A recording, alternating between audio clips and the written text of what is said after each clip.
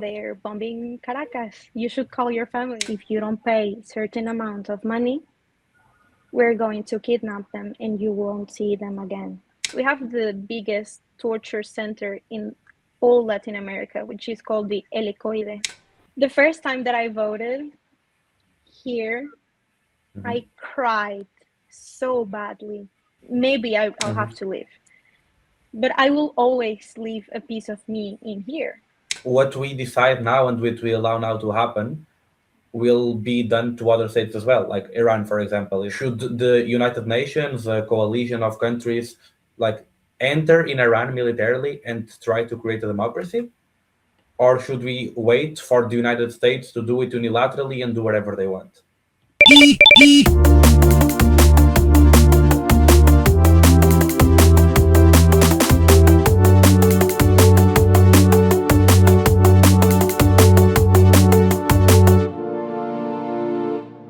Hi everyone, this is the 4th episode of Voting with Your Life, and I'm happy to be here with Lexi again with our today guest, Daniela. She is originally from Venezuela, but now lives in Portugal. Hi Daniela.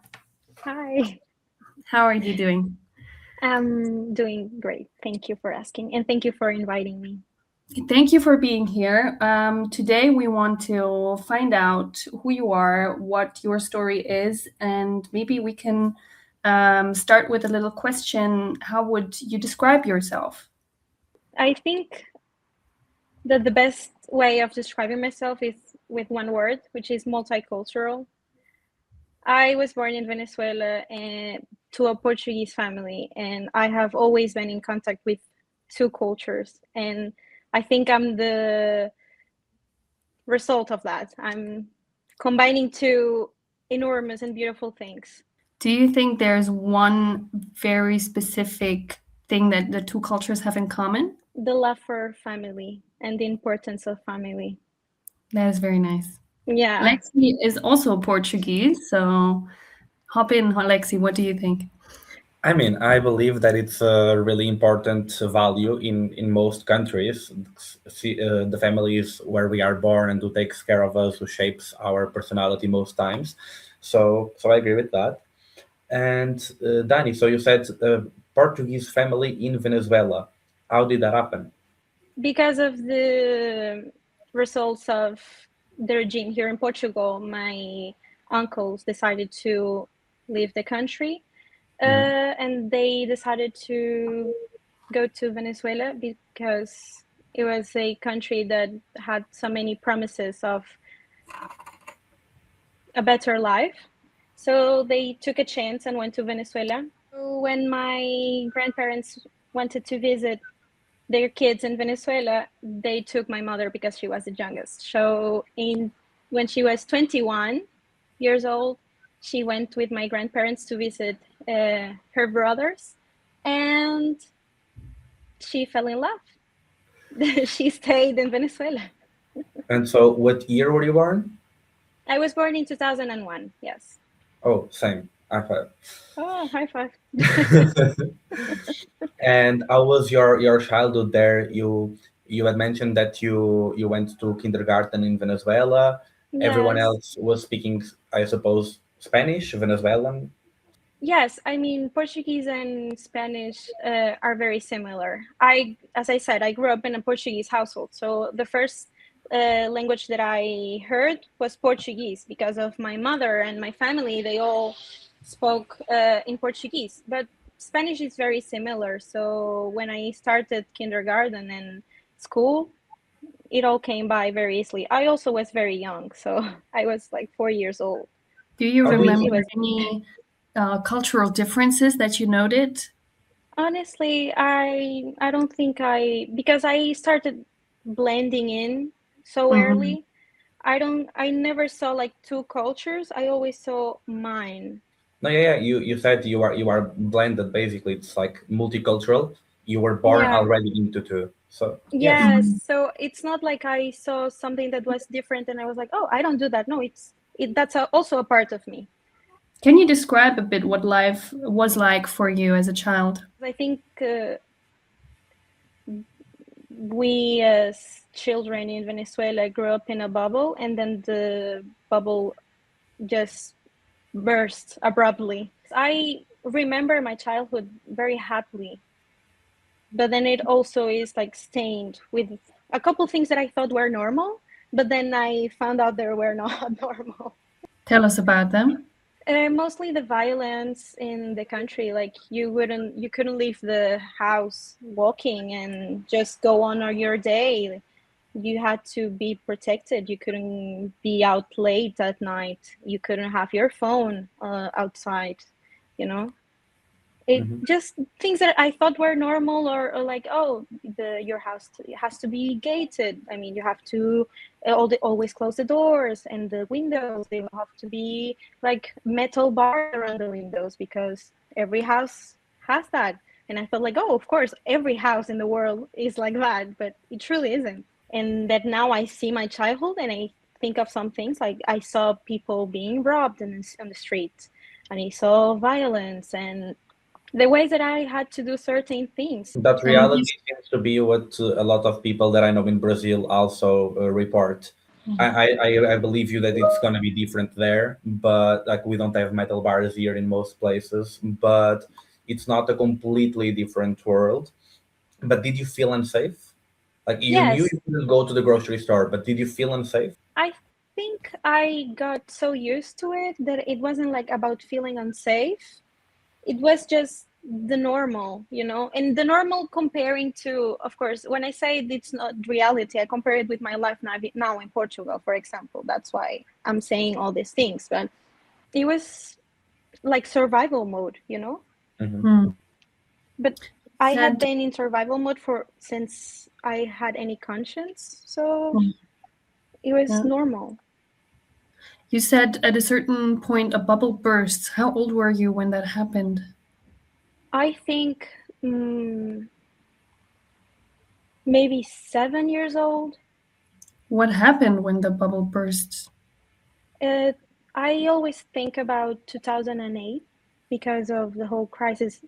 Of course, it affected the world, but there in Venezuela, because of the oil and everything, and also the regime started like being more aggressive towards the expropriation of companies and everything. And I'm not talking about big companies, because of course there were big companies, but I'm talking about family friends who lost their land, who lost their companies. Then I started like thinking like, okay, why is that happening? And I started asking questions. And I know I was only 7 years old, but I started asking questions because we're also very curious at that age. That's when my family started explaining things to me, truly in raw reality. And so the crisis made the regime be more aggressive, but you were 7. And you told us that you moved to Portugal at around 13. So that was a long time of still living in that environment. Yes. How was the evolution of your family and your feelings about that? Like you were still going to school every day. Because of that survival mode, I think we all just, we knew that things were happening and we were trying to be careful around everything that was happening, but it was still the country we lived in, the country where my family had their business and everything. My house was there, so it's not like we were going to leave. We just tried to go on. By that time we weren't truly directly affected greatly, So we just kept going. My family just kept going. What was the main reason then, or what did spark the decision to leave Venezuela? Because the insecurity and, of course, the financial instability of many people in the country, a lot of kidnappings started happening and asking for ransom. My mother received a call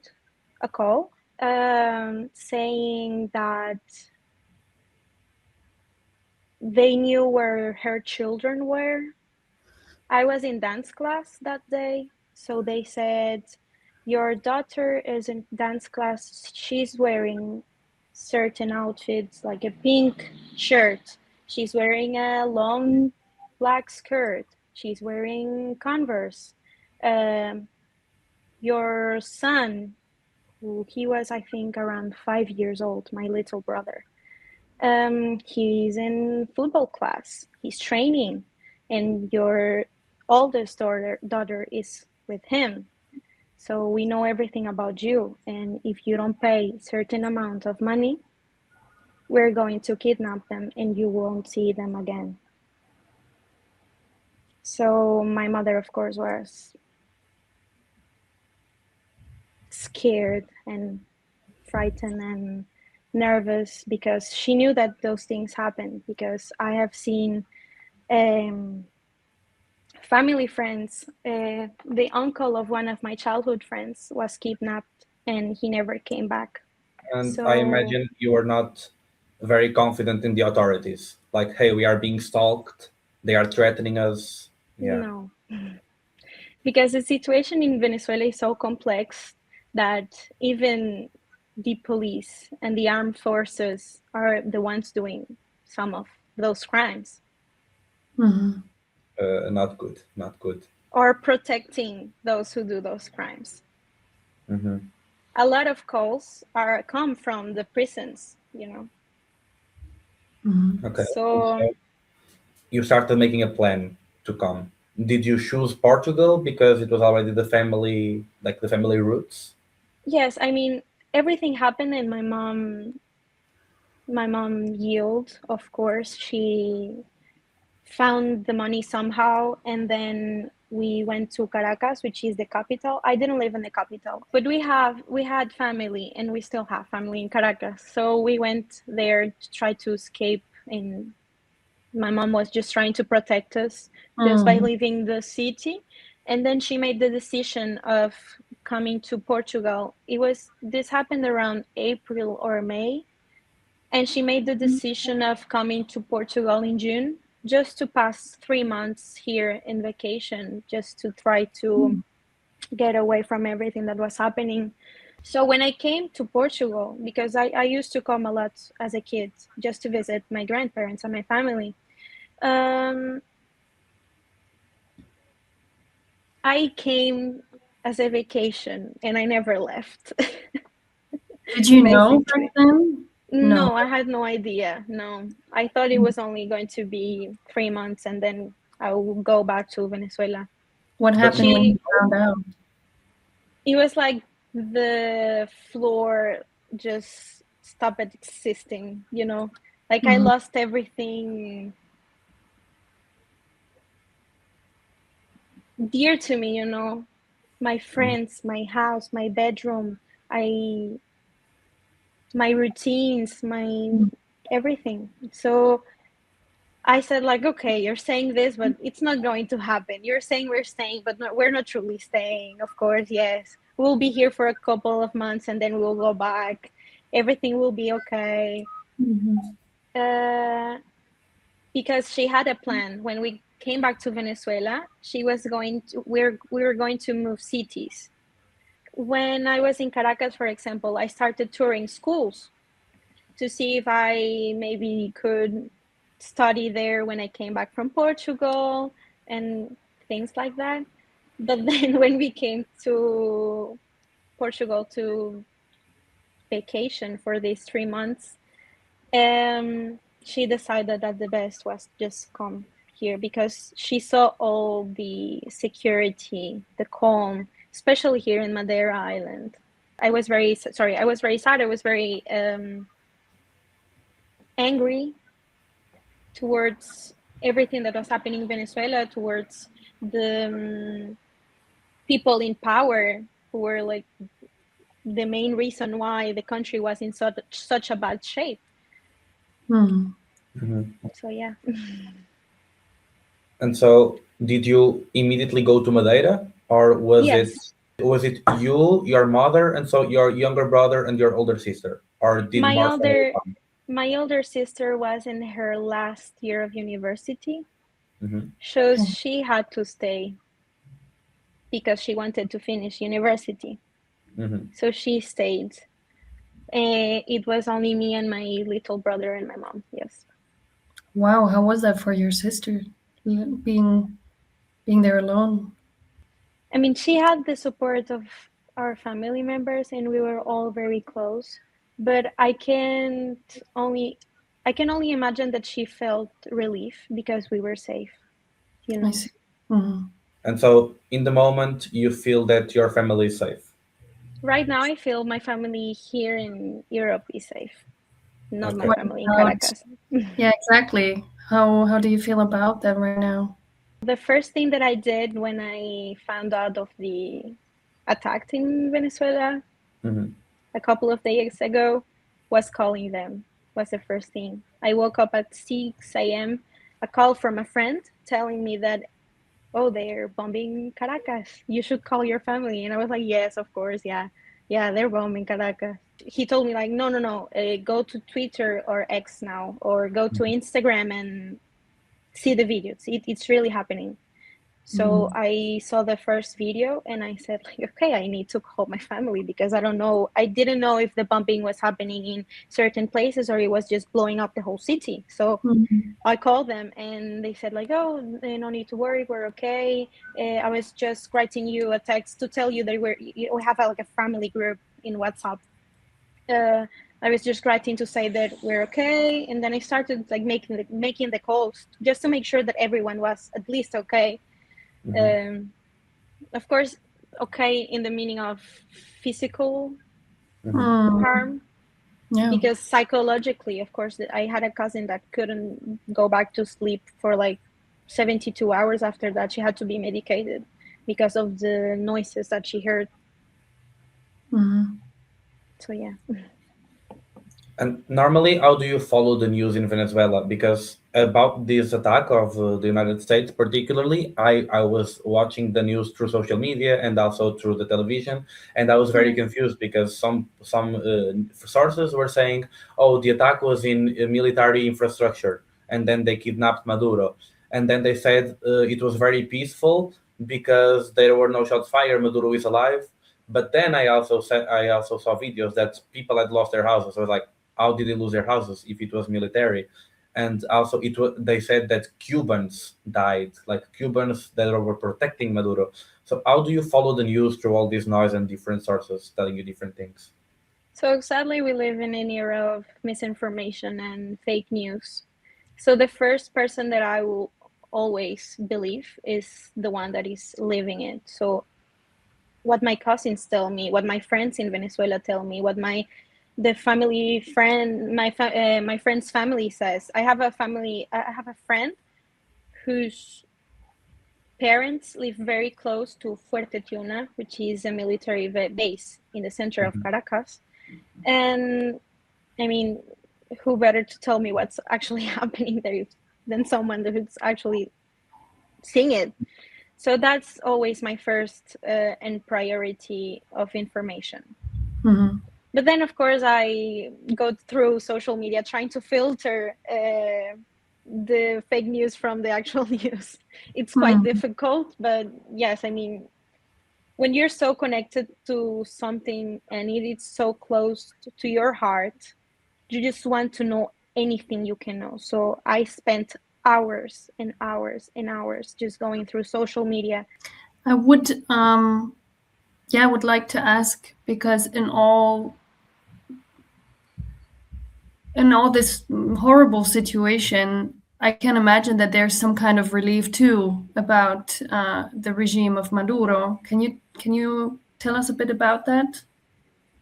So the reason why I made the post that I published on Instagram was because I didn't feel like people were thinking about what it meant to Venezuelans to see the person responsible or the head of the whole regime just fall.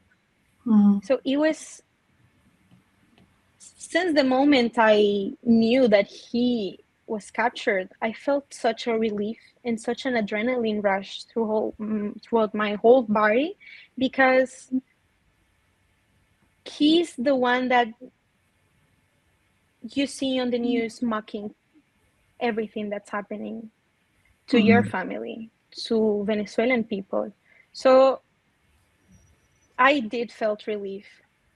And even though I'm not, and that's the whole idea of the post, even though I condone the fact that it violated international law, because of course it did. And also the similarities between the United States and the Trump administration with, for example, populism of Chavez when he rose to power. I mean, we see the similarities, but still, the fact that someone acted after everything the Venezuelan people have been through, because I saw a lot of people commenting like, this is your problem. This is the problem of Venezuelans, where Venezuelans should be the ones solving it, trying to end with the regime, but they have tried, and it has cost so many lives. And at the same time, you're probably worried because Trump, of course, doesn't have good intentions, right? Yes, of course.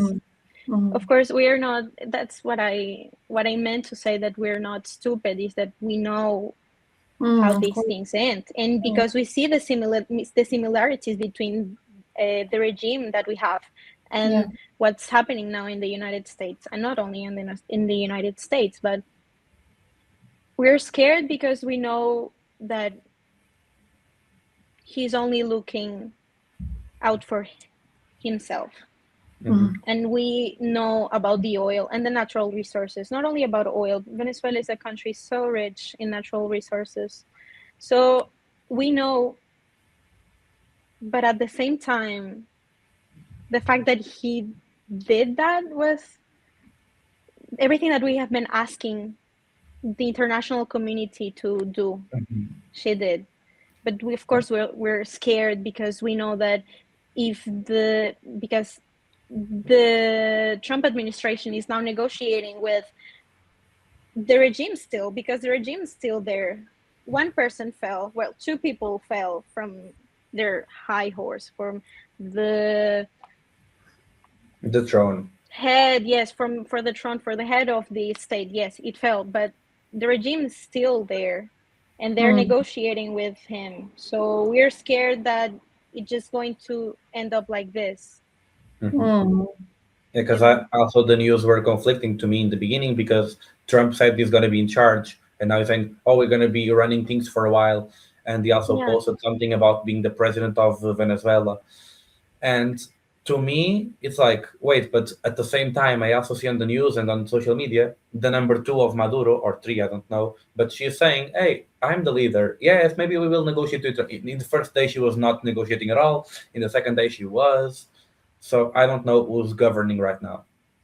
And Rodriguez is also still like supporting Maduro, right? She's like, there's only one president. So So what we saw with this whole situation was basically our resources haven't been our own for so many decades. So I think people have this perspective of they are taking something that we had, but we truly didn't have it. And I don't think people are aware of that. We didn't see the revenue from the oil that other countries were purchasing, like Russia, China, Iran.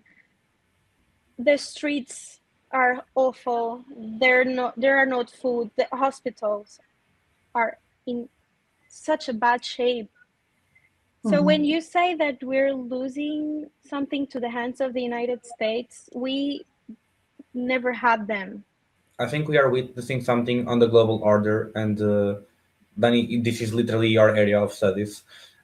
We have the principle of not interfering with another state's business, but this principle has been created by the scholars, by the diplomats, and now what you are saying is that we Venezuelans wished someone would have done something, and no one did anything for a long time. So now, even if it's the wrong person doing it in the wrong way, that's still a relief. So what would have been the alternative? Like, should it be like the United Nations trying to do something, partnering with the Venezuelan people to solve the regime? Because what we decide now and what we allow now to happen will be done to other states as well. Like Iran, for example, is now being the debate topic. Should the United Nations, a coalition of countries, like enter in Iran militarily and try to create a democracy? Or should we wait for the United States to do it unilaterally and do whatever they want? So I have a conflict with this because in an ideal world, everything will happen via diplomacy, you know? But when you exhaust those paths, what I learned in university and what I learned to be the correct paths of democracy weren't working in Venezuela.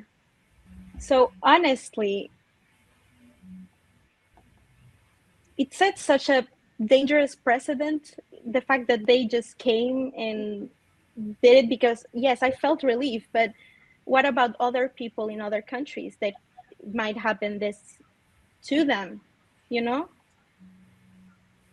So to be completely honest with you, I don't have an answer to that.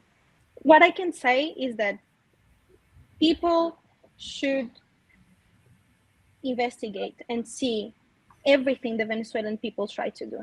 Not only the opposition trying to win elections and showing proofs of winning the elections, like it happened in 2024, where the opposition had proof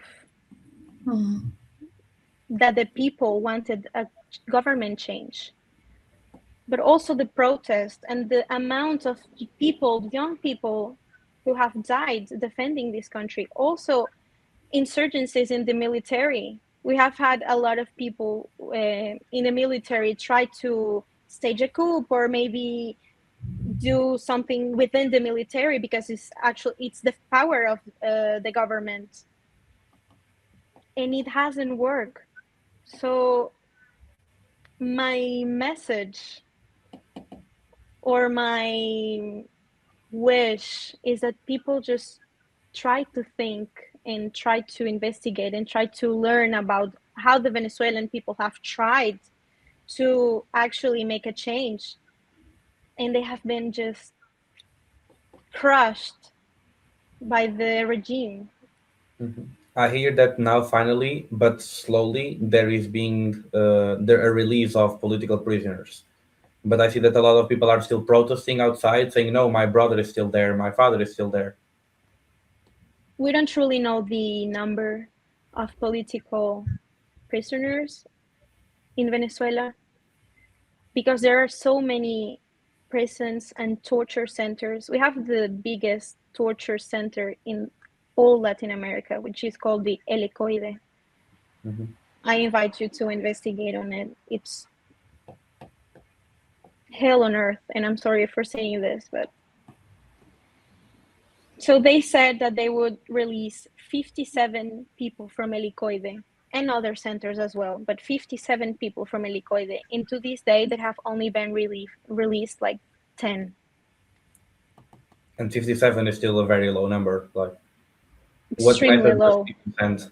It's saying that we can do it, but we don't want to. Yes. Honestly, the theory that goes around mostly with Venezuelans is the prisoners, they must be in such a bad shape that they can simply release them. And there have been so many people that have come forward that have survived torture in Venezuela. And there are so many testimonies in the internet. There's also a movie called Simón, which won several awards because it shows a true story about the torture centers in Venezuela. And it's so raw, and people just get a glimpse of one story of one person, but it is truly horrific. And they deny that they torture people, and they deny they have political prisoners, but they're releasing them. So they don't even care for being consistent and coherent. Yeah, no. Because they would also reveal too much about themselves if they release someone, right? Yes. For example, the thing you said at the beginning of the Cubans that were protecting the Maduro. Nicolás Maduro. Mhm. There were 30 Cubans protecting him, and they always denied that they had Cuban assets within the country. But it was the Cuban government that acknowledged the loss of 30 people, the Mhm. 30 Cubans in Venezuela. And they did a whole parade for their burial when they came, when their bodies came back to Cuba. So even one of their strongest allies is showing that they're lying, and they simply don't care. I feel like if we try to draw a comparison, at least with Portugal, of course, the next years and these moments are being very confused, but I really have hope and some faith that it's going to work out and there's going to be a democracy in Venezuela. In Portugal, there was Salazar, and he was the worst dictator we had. And after Salazar, another one took power as well. Like another friend of the regime went to power. But since Salazar fell from a chair and became incapacitated, people started having hope, and from that moment, you were like, "Yeah, it's gonna end." It took years, but it ended. So It's I think we can. the light that you see when you're crossing a tunnel, Mm-hmm. you know? It is still very bad, and the situation is still very bad, but at least something happened and we have hope, you know?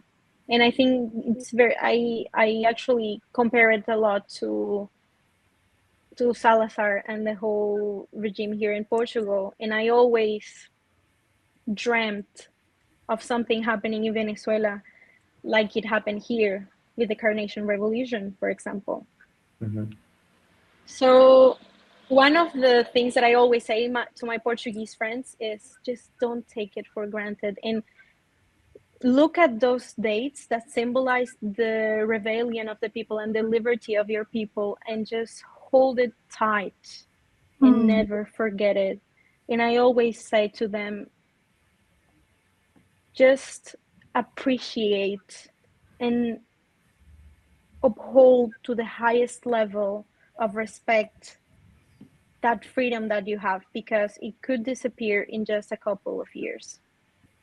Yeah, or tomorrow that we vote on the next president. Yeah. If we start talking about Portuguese democracy, I might cry.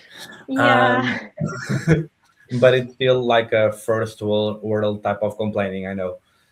But so if Venezuela becomes a democracy in the next few years and things start to improve, what is the feeling you get from the community around you about it? Like, do people plan to go back to Venezuela, the ones that live there a lot of years, or are they now like, oh, I've lived in Portugal for so long, now I've built my roots here as well? Like, what is the general feeling that you see?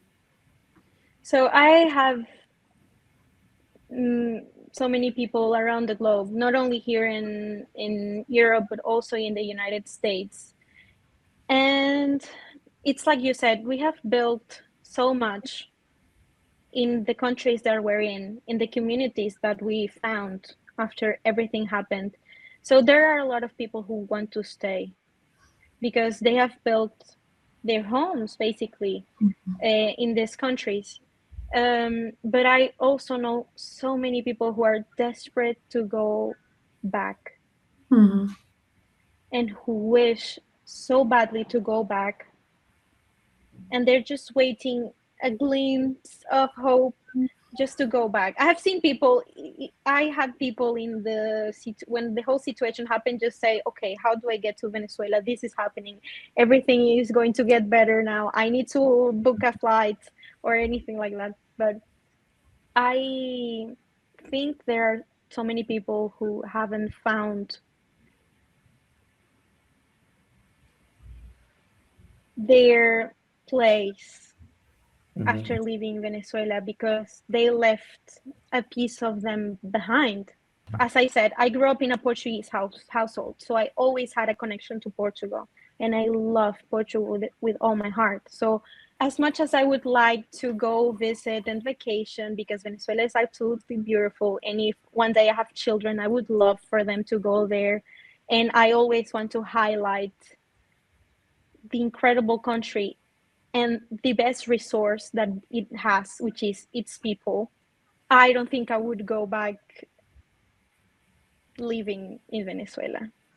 But that's me personally, because I have made such a life for me here in Portugal, and I have everything that is dear to me here.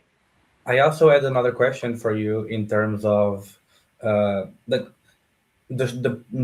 purpose of this podcast is basically that people are moving countries, sometimes because they have to, other times because they want to, and they are voting with their life. They are taking their life where it's best for them. And I've just been thinking, if your area of studies is international relations, will you stay in Portugal? Because we see a lot of Portuguese people, as well as in Italy, for example, that are just, no, this country is not giving me enough. I'm going, for example, for Germany, for Brussels, for Italy. What are your feelings on this? Like, you love Portugal, me too, but what do you think for your future? For my future, I'm open to immigration again, because I've been through that. I know that I can do it, So I'm not scared. With everything happening right now, the situation of our country, the prices of the houses and everything, I had to live, I'll have to live. But I will always leave a piece of me in here. In an ideal world, I wouldn't leave. In Portugal? Yeah, I wouldn't leave in an ideal world, but I know there are things for me outside of Portugal that I won't have here. So I might explore, you never know. And I always said, after leaving Venezuela, I was like, never say never. How do you say that in Venezuelan? Nunca digas nunca? Nunca digas nunca. Yeah. Okay. I think we are getting to the end. I would ask Daniela, is there something else, another message that you really want people to hear? The first time that I voted here, I cried so badly. Like, it makes me want to cry now, because I think it's something that people take for granted here in Europe. The fact that you get to choose and you get to participate in deciding who's going to lead is such a blessing, in such a privilege that people don't take for granted. Because I never got to vote in Venezuela. And even if I had the opportunity to vote in Venezuela, it would be for nothing, Because sadly, it's so rigged and so corrupt that votes don't matter. So if I can leave people that are hearing this with something, it would be, don't take voting for granted and enjoy every single moment of it. It's a privilege. I know it's a right and a duty as a citizen, but it is also a privilege, and people shouldn't take it for granted. So vote every time you can. Well, thank you so much. That's very true. And we should all remind ourselves more of that.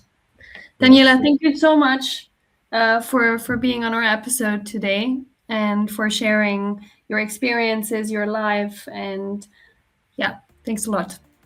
Daniela, muito obrigado. Muchas gracias. So for the people listening, see you next episode. And don't forget to vote.